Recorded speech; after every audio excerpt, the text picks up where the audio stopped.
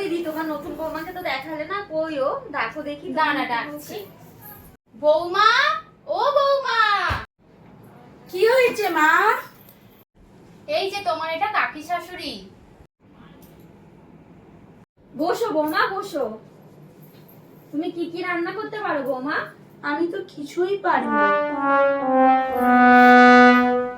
কি গো বৌমা, তুমি কি বাপের বাড়ি থেকে কিচ্ছু শিখে আসোনি? ছাড় না দিদি, আমরাও তো একসময় কিছু শিখে আসিনি, ও আস্তে আস্তে সব শিখে যাবে। তাহলে তুমি কি করতে পারবে বলো? তাহলে মা আমি যেটা পারি সেটাই করে আনবো। তাই করে নিয়ে আসো বৌমা, তুমি যেটা পারো সেটাই করে নিয়ে আসো, যাও।